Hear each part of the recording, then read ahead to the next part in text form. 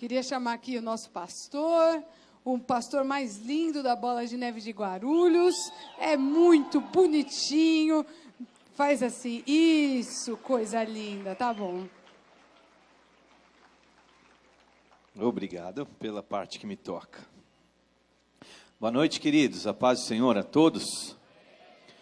Tem gente de pé, mas tem uns lugares aqui, viu? Quem está de pé aí atrás? Quiser colar aqui, pode colar. Quem é? A Jane aí no fundão? Jane, o que você está fazendo aí? Teu lugar é por aqui, assim.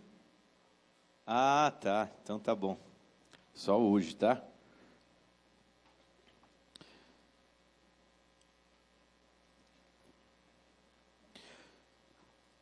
Hoje foi um dia muito especial. Como sempre, em dias de batismo, nós tivemos um batismo hoje pela manhã. Normalmente a igreja glorificava a Deus assim, quando eu falava isso. 85 vidas. É para celebrar, hein?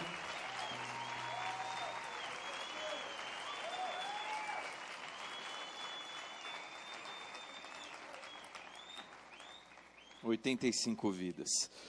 Dias como hoje são aqueles dias que fazem a gente se encher de energia de novo. São dias que fazem a gente renovar o nosso desejo de continuar trabalhando, servindo. Eu quero falar um pouco sobre isso hoje. Para isso eu quero que você abra no Salmo de número 78.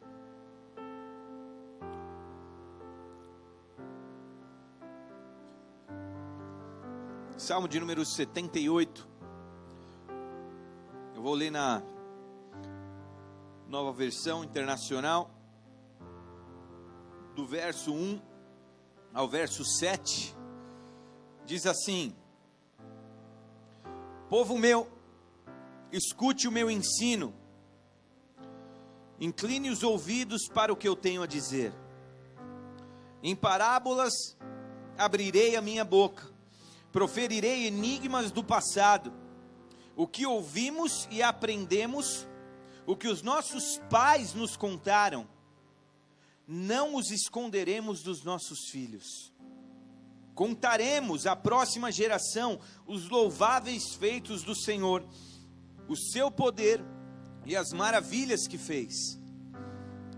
Ele decretou estatutos para Jacó, e em Israel estabeleceu a lei, ordenou aos nossos antepassados que a ensinassem aos nossos filhos, de modo que a geração seguinte a conhecesse, e também os filhos que ainda haveriam de nascer, e eles, por sua vez, contassem aos seus próximos filhos. Então, eles porão a confiança em Deus, não esquecerão seus feitos e obedecerão aos seus mandamentos. Olha que salmo lindo, que o salmista está aqui dizendo. Ele fala assim: pessoal, olha aqui, olha o que eu tenho para dizer. Eu vou abrir a minha boca, eu vou falar através de histórias, eu vou falar através de enigmas do passado, mas nós precisamos falar e contar aquilo que os nossos pais nos contaram, e nós recebemos isso que nós recebemos dos nossos pais, da parte de Deus, que Deus fez com os nossos pais, e eles nos contaram, nós contaremos às nossas próximas gerações. Aliás, não só esses que estão aqui, mas aos que ainda nem nasceram, e esses por sua vez contarão aos seus filhos, e aos seus filhos, e essa é uma espiral sem fim, para que todos saibam dos feitos louváveis do Senhor. E aí o último verso 7 diz assim: e então eles porão a confiança em Deus, não esquecerão dos seus feitos e obedecerão os seus mandamentos. Amém? Glória a Deus. Deixa eu fazer mais uma oração. Feche seus olhos, abaixe sua cabeça. Pai, é com temor mais uma vez que eu estou sobre esse altar. Quero te pedir, Pai, enche o meu coração desse temor, e a tua igreja, porque quando a tua palavra é mencionada, é lida, quando a tua palavra é pregada desse altar, ela vem carregada, Pai, de seriedade, de compromisso, A tua palavra não é uma palavra vã, leviana. A tua palavra sempre é acompanhada de poder. Hoje a tua palavra vai ser apregoada aqui mais uma vez. E eu quero te pedir, Pai, que o teu Espírito Santo encha ela de poder. Eu sei que este poder não está de forma nenhuma em uma pessoa, mas no agir do Espírito Santo. E eu sei que o Espírito Santo age através de qualquer um. Por isso, eis-me aqui, age através da minha vida. Mas faz, Pai, e age conforme a tua vontade. Faz nessa noite a tua vontade. Que nós aprendamos mais uma vez um pouco mais daquilo que é o teu coração, dos segredos que estão no teu coração, dos planos que o Senhor um dia desenhou. Faz isso, Pai, eu te peço em nome de Jesus Cristo. Nós precisamos de Ti, precisamos do que o Senhor tem para nos dizer, para nos ensinar. Quem somos nós? E para onde iremos, Pai, se não tivermos as Tuas palavras? Só Tu tem palavras de vida eterna, e é por ela que queremos seguir. Realiza hoje algo especial nesta noite. Hoje é noite de ceia, Pai. Nós te convidamos para sentar à mesa conosco, aos corações sedentos, aos corações famintos. Fala hoje, faz hoje. As famílias que precisam do teu toque, faz algo hoje. As pessoas, Pai, em solidão, faz algo hoje. Nós contamos e precisamos de Ti. Cerca esse lugar com os teus anjos, mas que absolutamente nada roube aquilo que o Senhor tem para realizar aqui. Faz isso por amor ao teu nome, em nome do teu Filho Jesus. Amém e amém. Aleluia, aleluia.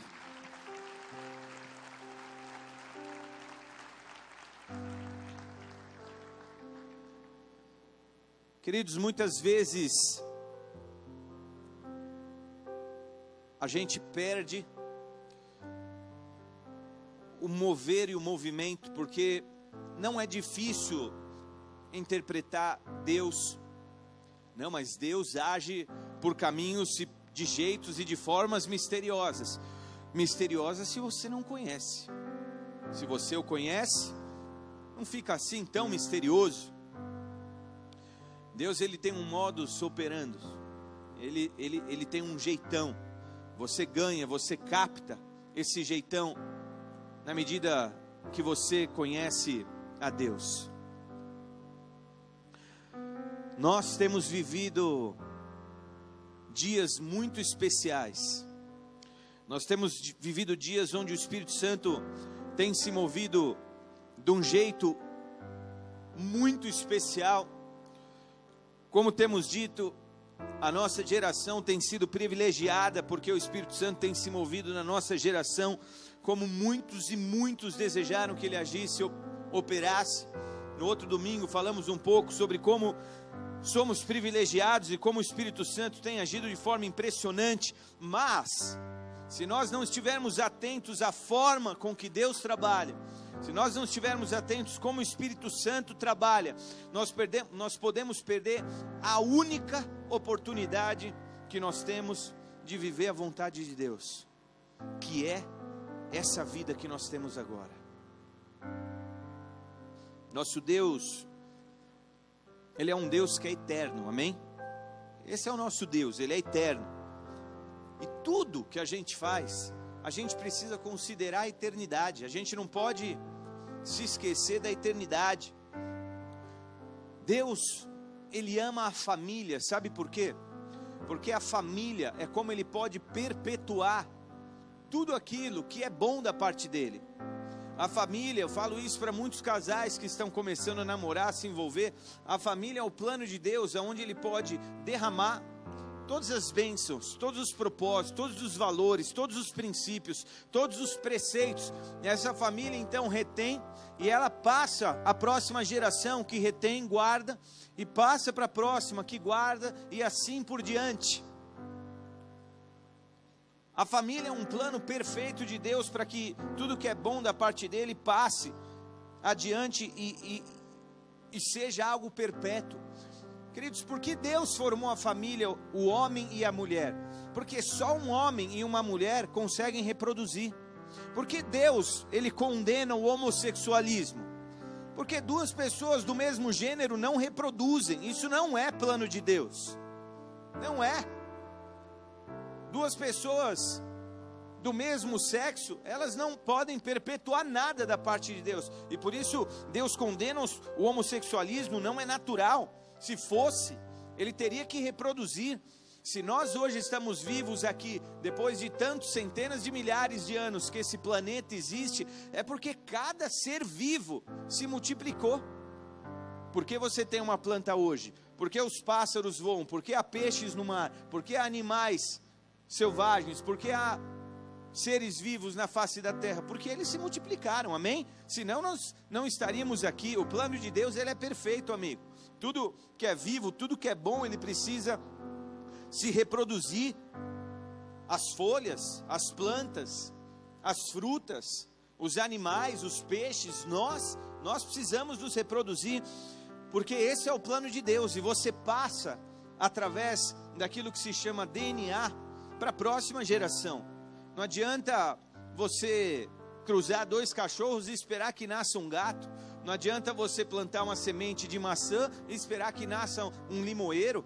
Vai nascer uma macieira, porque a semente carrega em si as informações necessárias para que ela reproduza algo igual a si, amém? É assim que é e tem sido desde o começo. E dentro desse ambiente, algo, uma semente, uma espécie, um ser vivo, ela só pode reproduzir aquilo que mantém as suas próprias características. Eu sei que agora existem essas frutas que são, tem um nome, não tem? Transformadas geneticamente no laboratório, transgênicos. Eu sei que também há raças de cachorro, por exemplo, que são modernas, porque eles misturaram. Agora, não adianta, você até tem outras variações de raça de cão, mas nunca vai ser um gato, nunca vai ser um outro animal, amém? É assim, ao homem, Deus deu para que ele se reproduzisse e mantivesse aquilo que ele deveria. O homem, ele até manteve as suas características. Ele, se você considerar, talvez o homem, ele tenha até fisicamente melhorado, ele pode até no seu intelecto ter se tornado uma pessoa mais madura, crescida, avançada. Ele pode até ter desenvolvido habilidades no físico, mas espiritualmente a gente não viu isso acontecer. E a gente viu que o homem, na sua reprodução, onde ele deveria manter aquilo que ele recebeu na origem, ele não manteve, e o homem se corrompeu desde o início, e vieram então os frutos, e a gente viu a falência da sociedade, da humanidade, desde o princípio da criação do homem, a corrupção da espécie humana através do pecado. Deus, ele não desenhou para que fosse assim, mas dentro dessa corrupção nas gerações dos homens, Deus deu uma forma desse erro ser corrigido e do homem poder voltar às suas origens. Por quê? Porque Deus, ele não cria nada que é falido. Então Deus vem e traz Jesus Cristo para que ele, levando sobre si todo o nosso pecado, pudéssemos então voltar e nos alinhar e nos ajustar ao plano original. Hoje então o plano de Deus para as famílias que são de Deus é passar adiante aquilo que se recebeu, como o salmista declara aqui: não esconderemos dos nossos filhos e contaremos à próxima geração os louváveis feitos do Senhor. Amém? Salmo 145, 4, não precisa abrir, diz assim: uma geração contará a outra geração a grandiosidade dos teus feitos, eles anunciarão os teus atos poderosos. Uma geração contando a próxima geração. Deixa eu dizer uma coisa para vocês, igreja: o nosso Deus trabalha com gerações. Nada que você começa e termina. Nessa vida, pode ser geracional se você não tiver passado. Nada que começa em você, vou reformular essa frase. Nada que começa em você e termina em você é geracional. Porque parou em você, você não passou adiante. Nada que começa em você e termina em você é geracional. Tudo que começa em você, da parte de Deus, precisa continuar e ir adiante. É sobre isso que eu quero falar nesta noite. Amém? Nós estivemos num lugar muito especial, aproveitando a cancha aqui dessa vinheta da Barca de Israel. Outros anos tiveram vinhetas mais empolgantes, né? Essa vinheta foi bem desmaiada, né? Eu achei, não sei. Uma musiquinha que não empolga muito. Não faz jus à viagem, oi? A única coisa legal do vídeo foi você, bebê, é verdade. Mas um dos lugares que nós conhecemos nas viagens para Israel, um dos lugares mais especiais que nós visitamos nessa viagem, é o Monte das Oliveiras e o jardim, chamado Jardim do Getsemane. Getsemane é o jardim de prensar ou azeitona, que são as olivas, que são os frutos da oliveira. Amém? Por isso que se chama azeite de oliva. A azeitoninha é uma oliva, e se você pegar uma azeitona na mão, direto da árvore, ela tem aquele formatinho de azeitona mesmo, que você pega, só que ela é amarga, amarga, amarga, mas se você apertar ela com a mão, com a força da tua mão, começa a pingar um óleo grosso, viscoso assim, porque a azeitona é muito interessante, ela não é salgadinha como a gente compra no mercado, mas é muito interessante esse Jardim das Oliveiras, ou esse Monte das Oliveiras, o Jardim do Getsemane. E lá a gente viu muitas oliveiras, obviamente, né? Não podia ser diferente. Se eu falasse que a gente viu limoeiro, ia ser estranho. Mas a gente viu muitas oliveiras lá. E as oliveiras são muito importantes. Na Bíblia elas são citadas dezenas e dezenas de vezes, para mais de centena de vezes. Essa é uma árvore antiga. Deus fez com que essa árvore se tornasse muito importante para todos aqueles povos, e milhares de anos o povo aprendeu a extrair da oliveira, do fruto da oliva, o azeitezinho, e esse óleo começou a se tornar muito importante, porque é um óleo que é empregado de diversas formas. Ele é empregado na alimentação, especialmente, você faz pão com óleo ali, o azeite, ele alimentava de muitas formas famílias. Quantas passagens a gente vê pessoas carecendo de azeite, de óleo de azeite, então ele serve para alimentação, para o sustento, para pães e outros alimentos, etc.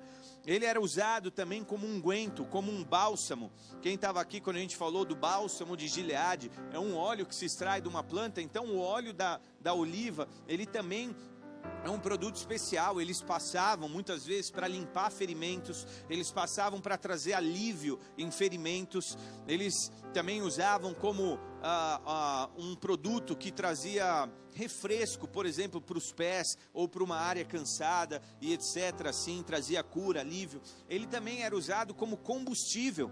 Se o óleo era um bom óleo de azeite, de oliva, colocado numa lâmpada, esse óleo então sustentava uma chama acesa por muitas e muitas horas, assim como a palavra diz que não falte o óleo do azeite, que a chama permaneça acesa, porque havia uma chama que precisava permanecer acesa no templo 24 horas por dia e não podia se apagar. Nós conhecemos também a parábola das 10 virgens, onde o azeite de algumas virgens acabaram e a lâmpada se apagou. O óleo da lâmpada também simboliza a unção de Deus, e o óleo também tinha esse valor para eles. Era o óleo desde a unção de Arão como sacerdote. O óleo então passou a ter um simbolismo de algo que é sagrado. Então o óleo servia para consagrar muitas coisas. Enfim, o azeite tinha muitas propriedades, e todas essas utilidades fez da oliveira, que é a árvore que dá a oliva, uma árvore muito importante e venerada por diversos povos. E nós tivemos nesse lugar, eu trouxe algumas fotos aqui da nossa viagem. Ela está tudo fora da ordem, mas vai passando elas aí e a gente vê a ordem aí. Passa aí. Essa é uma oliveira antiga. Você vê como as oliveiras, elas não são árvores altas, elas são árvores baixas. Normalmente o seu tronco tem um formato esquisito, a madeira do tronco é sempre retorcida assim, os galhos são baixos e normalmente eles mesmos cortavam em cima para que ela não crescesse muito para cima, mas espalhasse para o lado, para que fosse fácil pegar mesmo o fruto da oliveira. Passa aí algumas fotos, você abrisse todas. Essa daí é a visão quando você está na esplanada do templo, que é aquela esplanada normal, e você olha para o Monte das Oliveiras. É essa visão que você vê. Algumas oliveiras, deixa eu usar minha caneta, pô, eu não uso nunca, deixa eu usar ela hoje. Dá ela aí para mim. Pode ser essa daqui, ó. Aí, vou usar hoje. Aí, olha aqui, legal. Então, se você está na esplanada do templo, você vê tudo isso daqui, ó, oliveira aqui, ó, oliveira aqui nesse cantinho, aqui também, ó, muitas oliveiras, todas essas são árvores de oliveira. A esplanada do templo é aquela que tem aquele domo da rocha, sabe qual é, né? Então, você olhando de Jerusalém para fora da cidade, você vê o Monte das Oliveiras, que é essa daí. Pode a próxima foto. Próxima. Agora, ó, ali é o domo da rocha. Se você estivesse lá e olhasse para o monte, era aquela outra foto que você ia ver. Agora, se você estivesse no Getsemane e olhasse para Jerusalém, então é essa visão que você vai ter. E aí você vê várias oliveiras aí naquele jardim, exatamente aonde a gente mostrou na outra foto. Passa aí. Aqui é o pé aqui é a esplanada do templo. 620 metros aqui, ó, a extensão da esplanada do templo. Ela vai embora para lá, ela iria. Ali é aquela porta dourada que foi fechada e lacrada pelos muçulmanos. Era uma das entradas do templo antigo. E aqui é o vale de Cedron. E aqui vai o vale e aqui cresceria o monte naquela direção. E você vê várias oliveiras plantadas aí, tá? Essa foto é minha mesmo. É isso a foto, não? Não, volta uma aí. Essa é uma árvore de perto, só para você ver. Entendi. Uma árvore com a madeira retorcida e etc, etc. Passa outra foto. Essa é uma reuniãozinha nossa no próprio jardim, no próprio Getsemane. Apóstolo Rina trazendo uma palavrinha aqui. A gente está com uma galera aqui, mas eu não consegui ver as pessoas aqui. Aqui está o meu irmão, a Fá. Deve ter o Marcião, a Mara aqui, o Cauê, o Gordo, não sei onde eles estão. Estão por aí. Mas essa é uma reuniãozinha. Esse são um dos momentos, todos os lugares que a gente vai, normalmente nós temos ministrações. Isso é que faz a viagem tão tremenda e tão especial. As ministrações e os momentos de poder que a gente tem ali em reuniões, em lugares que o próprio Jesus esteve. É tremendo, não dá nem para falar. Aqui é o pastor Santos apoiado numa oliveira antiga, grande. Não são oliveiras assim antigas, perdão, as antigas são assim grandonas. Pastor Santos, pode pôr, pode a outra. Saiu o Magreza, botei, ó, fiz uma, cadê o Magrão? Tá aí não? Magreza, não veio hoje. Peguei uma foto do Magrão mais estilosa que eu tinha lá. Põe a próxima aí. Esse sou eu no fundo do jardim. Você vê algumas oliveiras pequenininhas, plantadas recentes, umas grandes aqui atrás, ó, umas grandes e umas menorzinhas que foram plantadas há menos tempo. Mas isso é uma visão. O Gordo tem uma placa desse tamanho: não arranque oliva das oliveiras. O Gordo vai lá e pega uma oliva. É difícil resistir à tentação, mas ele foi e roubou uma oliva. Olha o estilo do Magreza, mano. Olha o estilo dele. Peito para fora assim, ó que estilo, do lado de uma oliveira assim. Pô, fiz uma homenagem ao Magrão, mano. Tudo bem, pode passar. Não sei se tem mais aí, acho que não, né? Só isso daí, só para vocês verem como é o Jardim das Oliveiras e como as oliveiras ali estão plantadas há muito tempo. Por que Jardim das Oliveiras? Por que eu estou falando desse lugar? Porque Jesus compara a gente às oliveiras e a Bíblia fala que nós somos como as oliveiras. Como assim? Não precisa, aliás, se quiser abrir, pode abrir. A Bíblia muitas vezes fala que nós somos como oliveira. Se você quiser, por exemplo, em Zacarias 4, Zacarias tem uma visão. Ele tem uma visão que diz assim, Zacarias 4, 1 a 5, depois o anjo falava comigo, tomou a despertar-me como desperta alguém do sono, e me perguntou, o que você está vendo? E eu respondi, eu vejo um candelabro, um ouro maciço com um recipiente para azeite na parte superior, 7 lâmpadas e 7 canos para as lâmpadas. Então ele vê um candelabro que é um recipiente para que seja derramado azeite, e aí ele vê além disso tudo, ele vê também, há também 2 oliveiras junto ao recipiente, uma à direita e outra à esquerda. Perguntei ao anjo que falava comigo, o que significa isso, meu senhor? E o anjo disse, você não sabe? Eu respondi, não, meu senhor. E aí lá no 12, o anjo responde. O anjo vai respondendo, mas lá no 12 ele pergunta de novo, o que são as oliveiras? E perguntei também, no 12 agora eu estou, o que significam esses 2 ramos de oliveira do lado dos 2 tubos de ouro que derramam azeite dourado? Ele disse, você não sabe? Não, meu senhor, respondi. Então ele me disse, são 2 homens que foram ungidos para servir ao Senhor em toda a terra. O que são essas oliveiras? São oliveiras que estão lá para servir ao Senhor, e o papel de uma oliveira não é outro, senão derramar óleo, amém? Senão derramar azeite.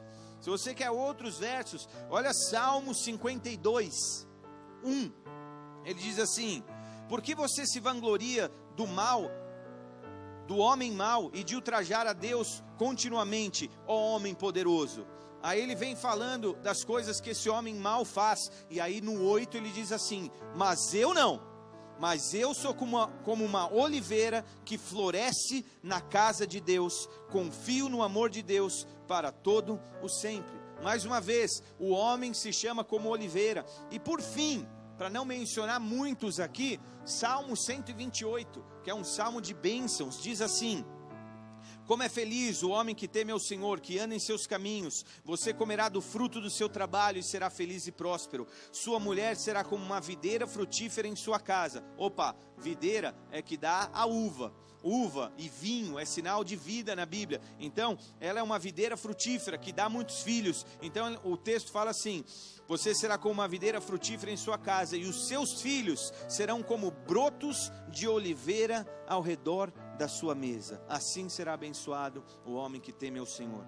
Porque a Bíblia nos compara como oliveira, como árvore.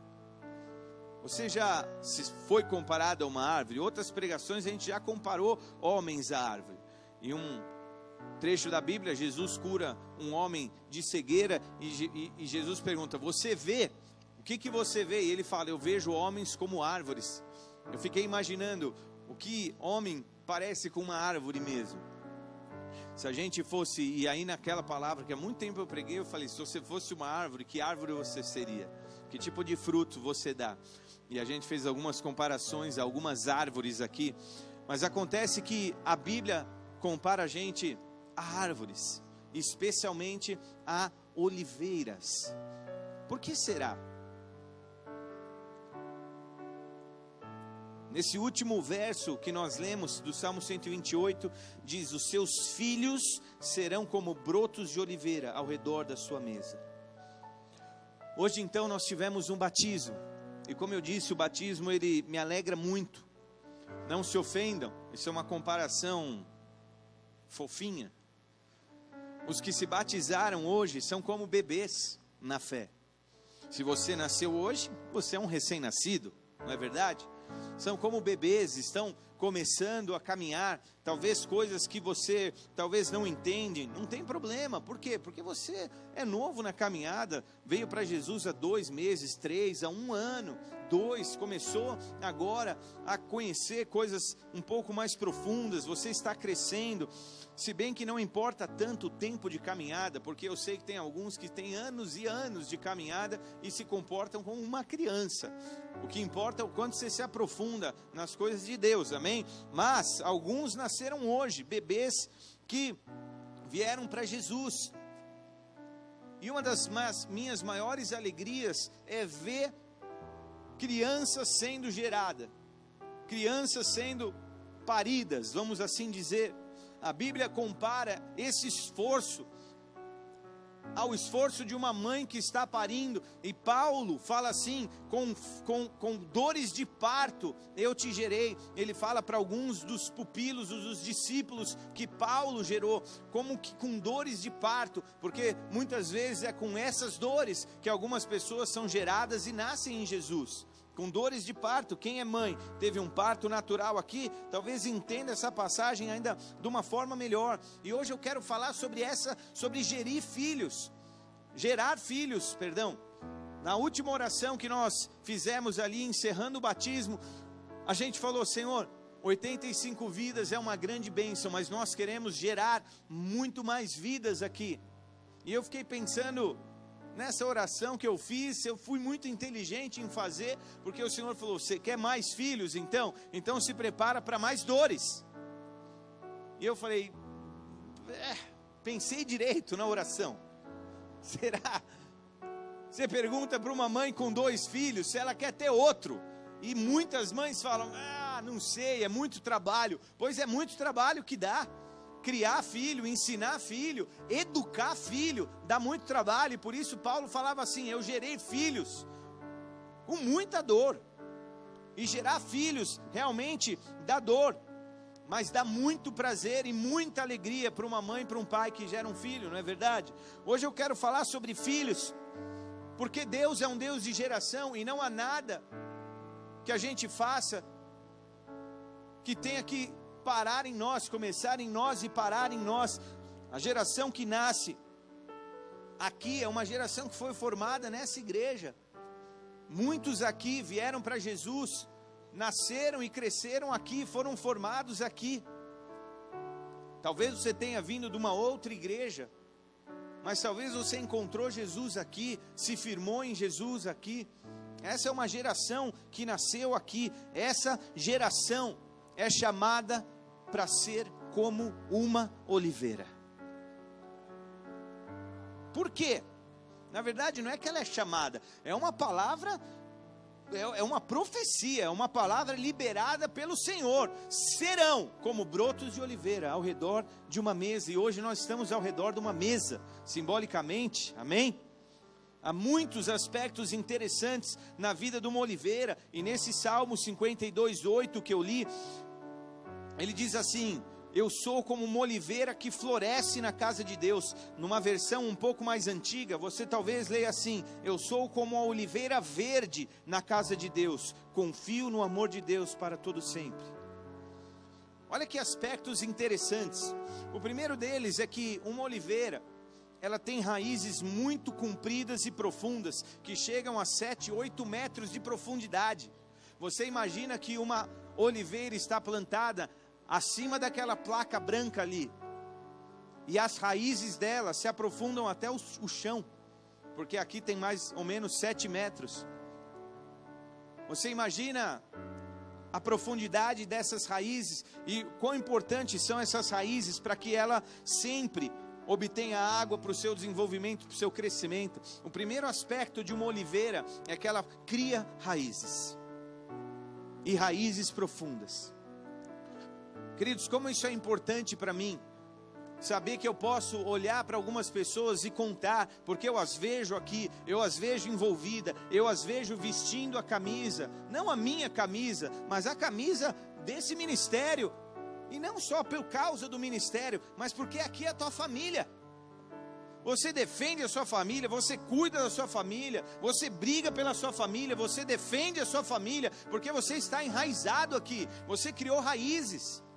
Aqui estão os seus melhores amigos, aqui estão os seus amigos, aqui está o seu ombro amigo que você chora, que você ri.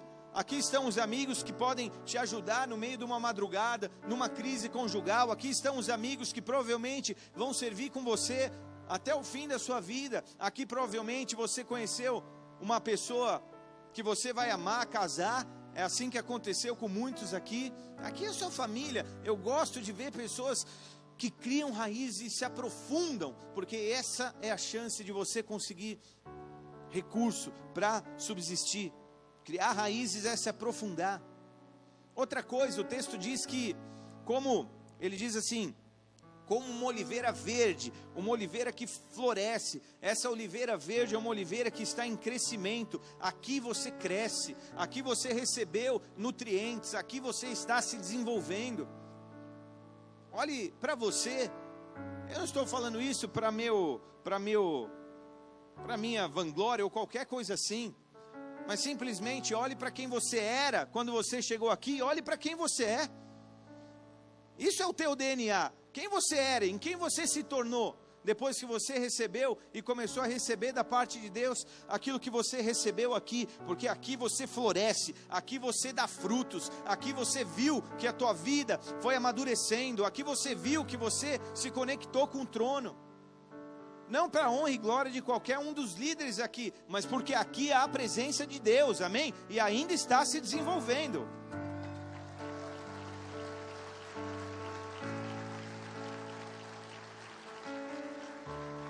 E é por isso que o salmista fala assim: sou como uma oliveira verde, ou seja, sou como uma oliveira que floresce, que cresce na casa de Deus.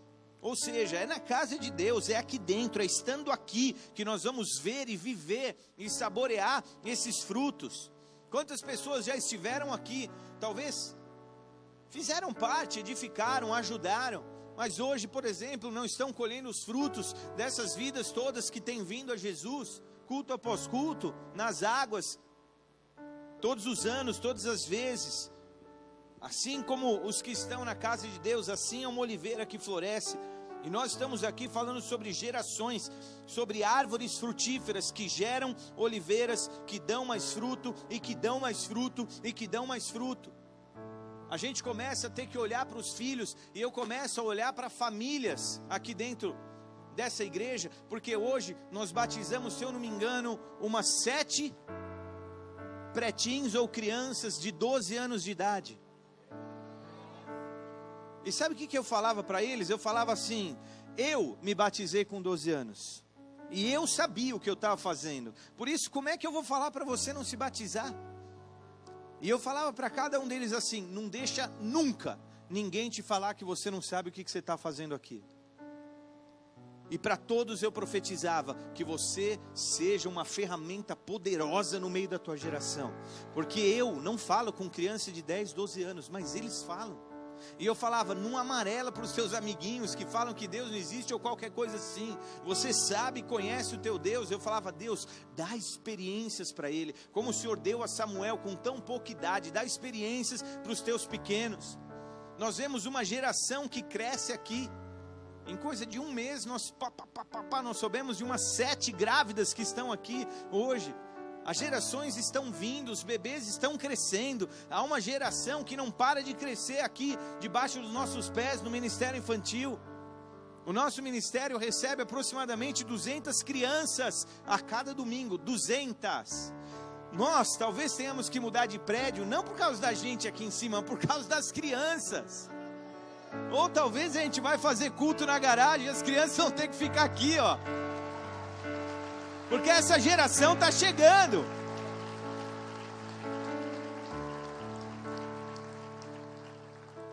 E eu olho para famílias, e a minha vontade é dizer: pai, mãe, olha para o seu filho, profetiza que ele vai ser uma oliveira, profetiza que ele vai frutificar. Será como uma oliveira plantada na casa de Deus. Daqui você não vai sair. Você vai levar o legado que a gente recebeu. Se nós hoje movemos em poder e em autoridade um povo que está aqui e que fizemos tanta bobagem nessa vida, imagina a nossa geração, a próxima geração que vai vir preservada, cuidada, tendo experiências com o Senhor desde cedo. O que é que essa geração não vai fazer, meu Deus? É nisso que eu creio. Sabe, hoje a gente pode está diante de uma dificuldade grave, que é a dificuldade e o descuido com as nossas gerações. Eu vejo os pais naturais que não cuidam dos filhos. Não é que não cuida, não paga, não põe num estudo, numa comida, mas não cuida e não zela espiritualmente como deveria zelar e cuidar. Chega na adolescência dando problema, como mães que chegam aqui e falam: pastor, quem pode segurar um adolescente, né? Ele quer namorar, o que você vai falar? Quem é que pode segurar? Eu falo, você tonta, você é mãe, você é pai. Você que tem autoridade sobre o teu filho.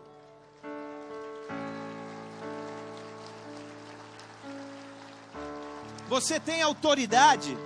Deixa eu te falar, autoridade não é autoridade até que você a exerça. Autoridade não é autoridade até que você exerça. Dependendo dos seus níveis de autoridade e aonde você está, se você não exercer, então ela não é uma autoridade. E tem pai e mãe que está decepcionando. Não age, não repreende. Não pune. Como assim punir? É Bíblia. De vez em quando uma mãe ou outra chega e fala, ô pastor, lembra daquela palavra que o senhor falou que pode bater com varinha? Fala para mim, eu preciso comprar ela, ouvir de novo. Eu falo, lê a Bíblia lá, porque você vai achar. Eu apanhei de varinha no bumbum. A gente ia para um sítio, alguma coisa, minha mãe saía olhando para as árvores, eu falava, meu Deus, ela está caçando uma boa varinha. Aí ficava atrás da porta assim, ó, com 2 preguinhos assim, ó, e a varinha ali, ó. Tipo uma espada que fica exposta na sala assim, a varinha assim. Aí, às vezes minha mãe fazia uns lances interessantes. Ela falava assim, obedeceu, ganha estrelinha verde. Desobedeceu, vermelha. 3 vermelha, pau. Mas também umas 10 verdes ganha alguma coisa boa aí. E apanhava. E tem pai que hoje é frouxo. Não sabe bater. Eu recebo casal lá no gabinete de pai brigando com de esposo brigando com esposa, dizendo, ele quer bater, eu acho que não tem que, ou ela que quer e ele não quer, eu não sei. Eu tenho um amigo que ele fala assim, pastor Kevin, como sempre, ele é meio durão. Um dia o genro dele falou assim, não, eu não acredito em bater em filho. Ele falou, se você não acredita, não traz teus filhos aqui na minha casa. Deixa que eu vou te visitar, mas não traz eles na minha casa. Porque filho que não é repreendido assim, como é que é? Como é que ele é? Será que ele é pronto? Eu vejo o pai, já falei isso aqui, alguns pais que agem de uma maneira e repreendem um filho de uma forma severa. Já falei para vocês de um pai que a filha insistia em se trancar no quarto, com zap, computador, etc, etc. Sabe o que o pai fez? Filha, abre essa porta, não quero ser trancada. Trancava. Abre essa porta. Sabe o que ele fez? Arrancou a porta do quarto. Tirou a porta. Falou, esse quarto não tem porta mais. Se você não obedece, eu tiro a porta. E a gente vê uma geração crescendo torta. Uma geração que cresce torta, não tem muitos filhos, muitos frutos, perdão. A gente tem que começar a olhar para os filhos dessa geração. Enquanto eu falo, considere os filhos naturais, mas considere os filhos espirituais. A gente tem que tratar eles como um legado, algo que a gente deixa para as próximas gerações. Trate seu filho como algo que você vai deixar para essa sociedade. Uma vez eu ouvi essa frase. A gente fala muito assim, que futuro nós vamos deixar para os nossos filhos, mas a melhor frase é, que filhos que nós estamos deixando para o futuro. Não somente para essa sociedade, mas que filhos que nós estamos deixando, que carregam a glória de Deus de fato. O que é que nós estamos ensinando? Que poder que nós estamos delegando? Que poder que nós estamos ensinando? É um evangelho fraco, leviano, raso, sem poder, mensagens que não impactam, experiências que não transformam. Que evangelho furado é esse que não é o da Bíblia? Pai que tem que pôr a mão na cabeça do filho e falar, recebe o Espírito Santo. Pai que tem que ir na cama do filho e profetizar palavras de poder. Pais que tem que ter esse discernimento espiritual. Pais que anunciam os feitos do Senhor. Pais que adoram em casa ao Senhor. Teu filho tem que aprender a te ver chorando. Teu filho tem que aprender a te ver de joelho. Teu filho tem que aprender a te ver adorando dentro de casa. Teu filho tem que receber isso de você.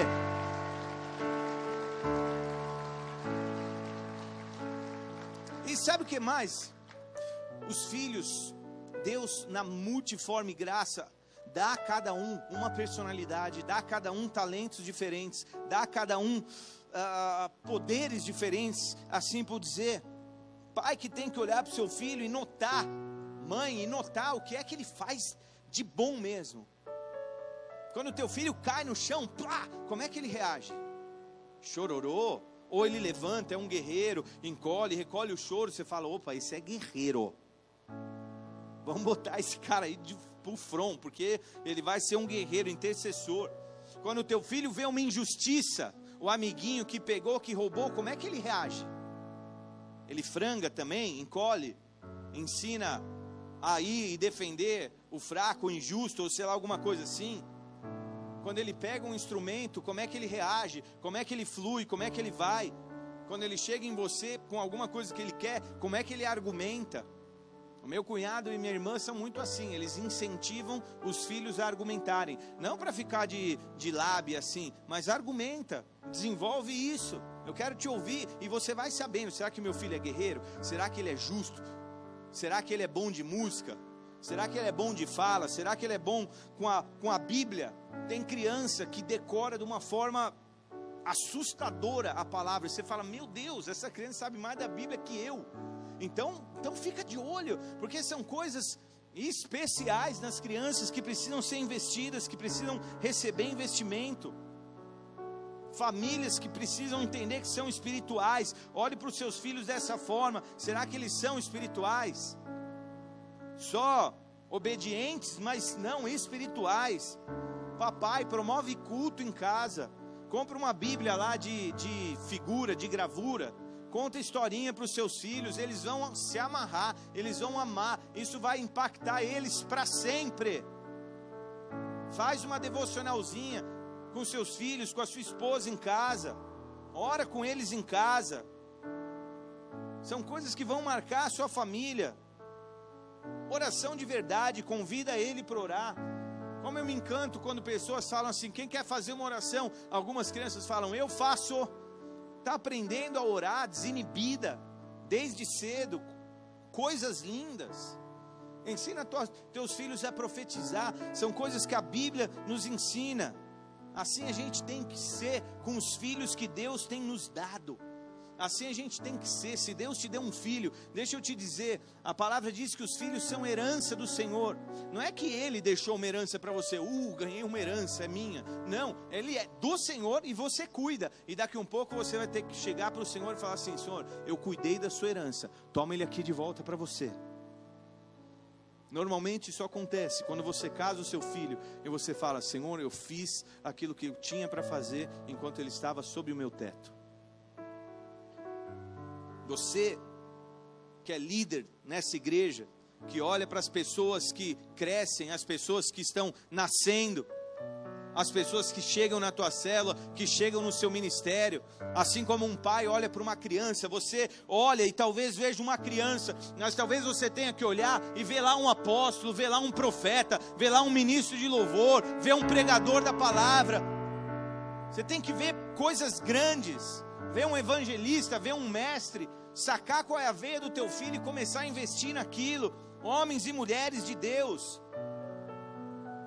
Sabe, a gente às vezes acha que Jesus está voltando semana que vem.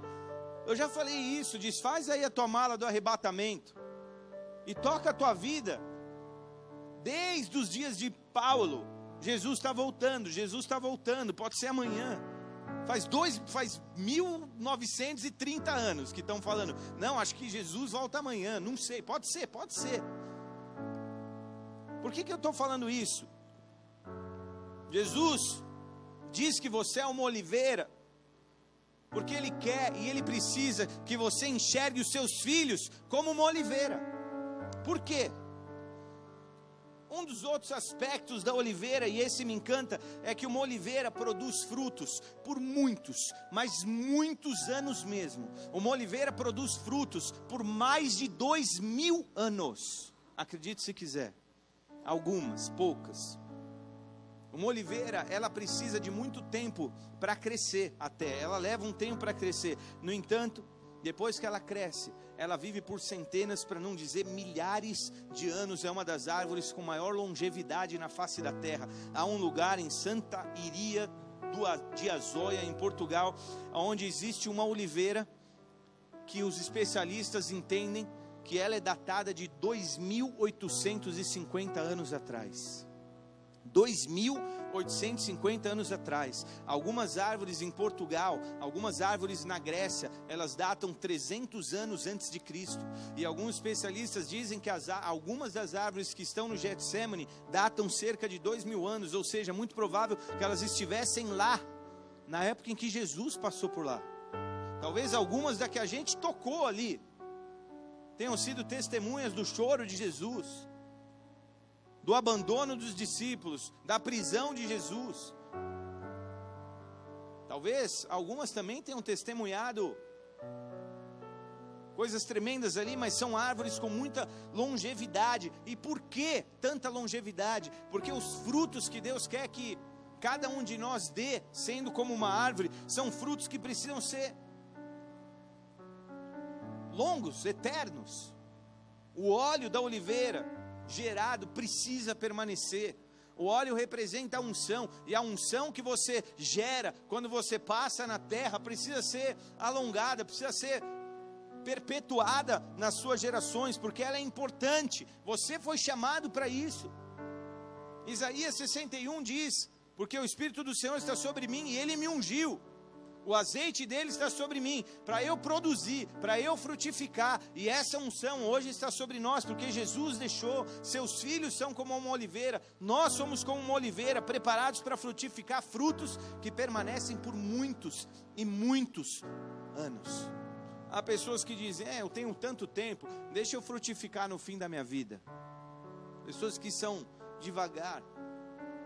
Algumas querem frutificar rápido demais, eu entendo. Existe um tempo, um período. Você não precisa frutificar com lerdeza. Havia 2 portugueses num trem, e eles olhavam para as árvores e diziam assim: meu Deus, como essas árvores são rápidas. Aí o outro falou: acho que a próxima vez é melhor a gente ir de árvore. Elas são rápidas. Tem gente que quer acelerar, quer frutificar. Calma, as oliveiras demoram. Não é que elas são lerdas para frutificar, mas elas levam um tempo para amadurecerem. Mas o que vai acontecer com a nossa geração? Deixa eu te dizer, há um verso na Bíblia que é um dos versos mais preciosos. Você devia saber disso. Se não sabe, eu não sei porque não sabe ainda. Mas Deuteronômio capítulo 28, como eu já disse aqui outras vezes, é um trecho que fala das bênçãos de Deus para você. E esse verso tem que estar no teu coração. Deus tem muitas promessas ali, muitas, para quem obedece. Mas também há palavras duríssimas para quem não obedece. E um dos trechos do capítulo 28, que está no 28:40, Deuteronômio 28:40, diz assim: em todos os termos terás oliveiras, porém não te ungirás com azeite, porque a azeitona cairá da tua oliveira. Filhos e filhas gerarás, porém não serão para ti, porque irão em cativeiro. Todo o teu arvoredo e o fruto da tua terra consumirá a lagarta. O que ele está dizendo aqui para quem não obedece e para quem não teme e não segue os seus caminhos? Que você vai ter azeitona, mas você não vai poder se valer e aproveitar o óleo dela. Por quê? Porque ela vai cair no chão. Fruto que cai no chão é dispensado. Ele fala assim: filhos e filhos gerarás. Você vai gerar filho. No entanto, você não vai curtir eles, porque outros vão vir e levar os seus filhos. E o fruto de toda a árvore tua vai cair e vai ser comido pelas lagartas. Eu morro de temor quando eu olho para um verso desse e falo assim: Senhor, os filhos que a gente tem gerado, Senhor, eles não podem cair no chão. Senhor, eles não podem ser comidos pela lagarta. Os filhos que a gente tem gerado, eles não podem ser levados a cativeiro. Eles não podem ser tomados de nós. E o Senhor fala: então obedece, porque essa é uma maldição para quem desobedece. Então, você é aquele que vê as oliveiras, mas não desfruta das oliveiras. Deus tem pedido para que nós cuidemos das oliveiras e da geração, porque Ele é um Deus que trabalha com geração. Guarda isso no teu coração. Deus é um Deus de geração. Tudo que Ele fala na Bíblia, de bom e de ruim, ele fala assim: isso é de geração em geração. Isso é de geração em geração, de bom, mas também de ruim.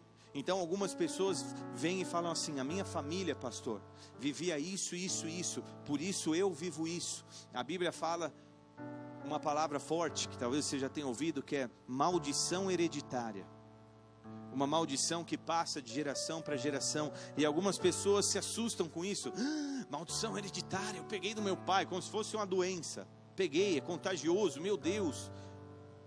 Sabe o que é maldição hereditária? Maldição hereditária não é um feitio, uma mandinga. Jogou sobre a tua família. Meu Deus, estamos amaldiçoados.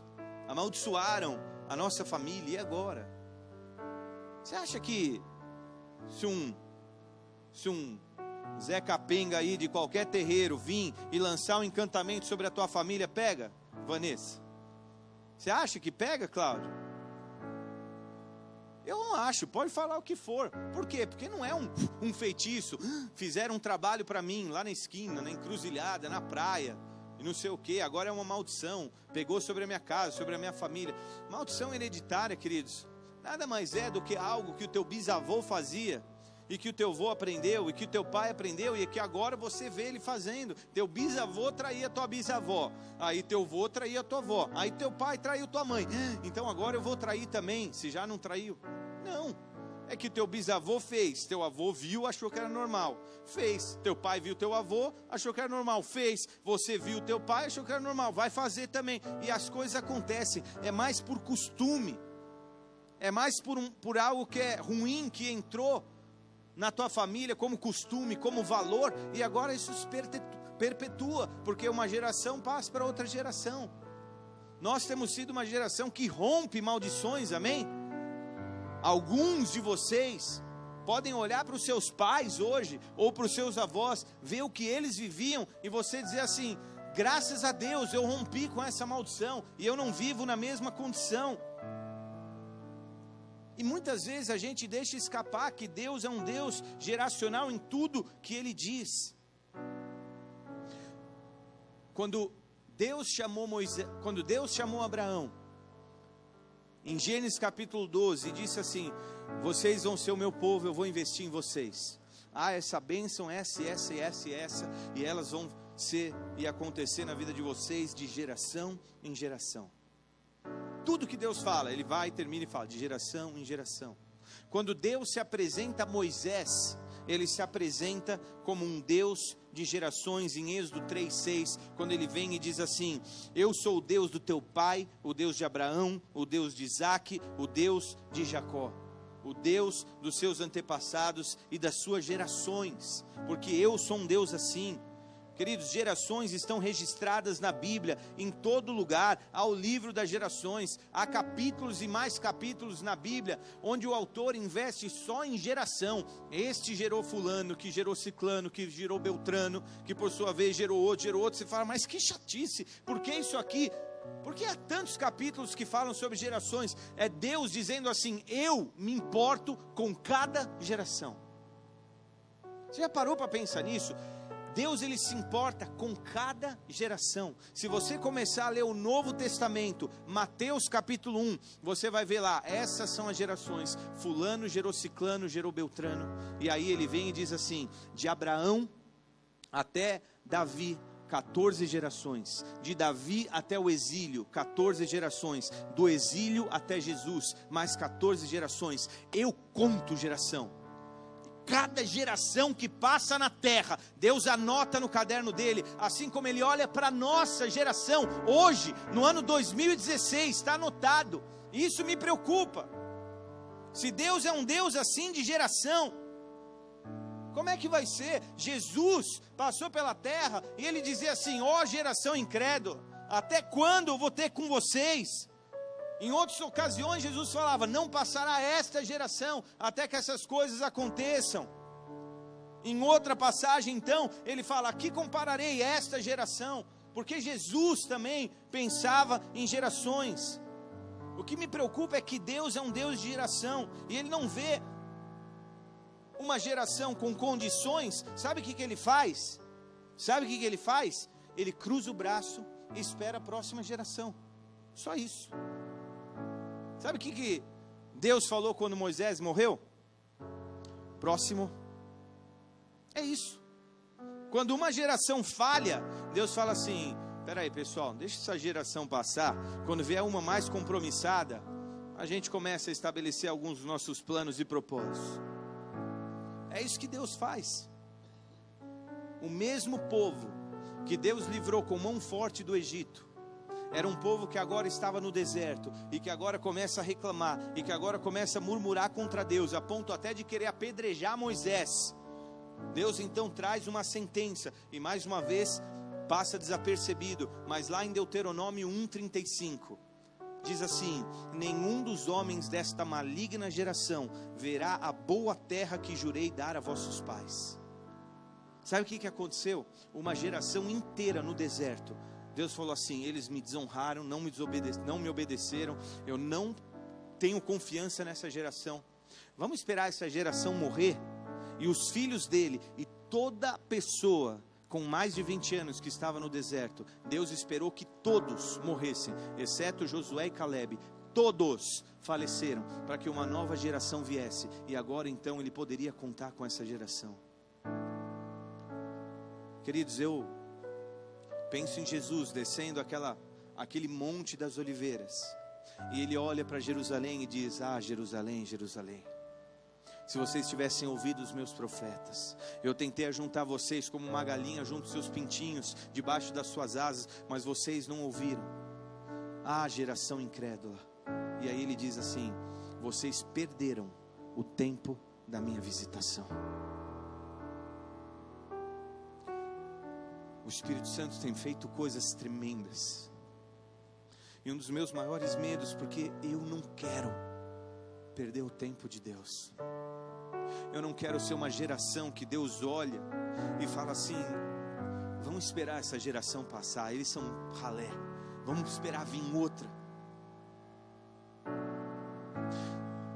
O apóstolo Rina disse que quando ele foi chamado, ele disse assim: Senhor, eu não sei quanto de energia eu tenho, eu não sei o que o Senhor pretende, mas me dá 10 anos, só 10 anos, e se o teu Espírito Santo for comigo, eu alcanço uma geração. Deus espera uma geração inteira. Sabe o que me preocupa? Por exemplo, eu olho para o Brasil agora. Queridos, nós estamos num tempo, e agora eu vou falar, obviamente, economicamente e politicamente. Nós estamos numa década onde nós, não vou falar inédita, mas coisa muito especial historicamente, numa década nós termos uma Copa do Mundo e umas Olimpíadas. Tempo em que o Brasil poderia crescer, tempo em que o Brasil poderia se tornar aquela nação do futuro, como dizíamos alguns anos atrás. Há uma década atrás, diante das expectativas que nós tínhamos para esse tempo, nós olhávamos e falávamos: o Brasil é um país emergente, o Brasil está no BRIC, o Brasil está no bloco dos países emergentes. Quem sabe um dia seria a década que talvez nós aniquilássemos a distância e a desigualdade social. Seria uma década de crescimento, de talvez vermos prosperidade chegando para o nosso povo, talvez vermos mudanças significativas. Mas eu olho, nós estamos perdendo uma década, nós estamos jogando no lixo uma década. E eu olho e falo: Deus, não passe dessa geração. Ao menos eu falo: Deus, olha para essa geração. E a geração que talvez são tão poucos, uma igreja pequena, numa cidade relativamente pequena, perto do mundo inteiro. Mas a preocupação, o zelo, o interesse, o amor é para que uma geração não se perca, e que Deus possa olhar para nós e contar com uma geração que faz diferença nessa cidade, uma geração que faz diferença, por que não nesse estado, por que não nesse país, e por que não de pessoas que um dia, de um legado que um dia estarão pelas nações, espalhando a centelha do fogo do Espírito Santo, do Evangelho de poder, do Evangelho que salva. Uma geração ousada em palavras, ousada em gestos, ousada em atitude. Deus olha para essa geração, está no caderno de Deus esta geração. E Deus tem contado conosco. Deus é um Deus de gerações. Como uma oliveira que dura tantos anos, Ele quer que aquilo que fazemos se perpetue. Feche seus olhos, abaixe sua cabeça. O Espírito Santo tem escolhido o Brasil como nação para derramar muito do que Ele tem derramado. As igrejas aqui, muitos ministérios têm experimentado de um poder. Muitos ministérios têm experimentado de uma novidade do Espírito. O Espírito Santo tem estado à nossa disposição.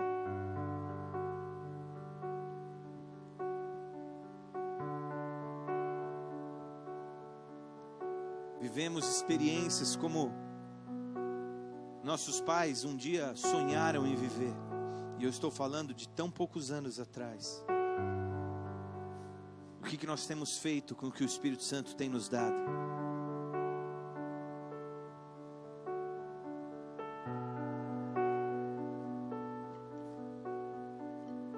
Eu quero te dizer,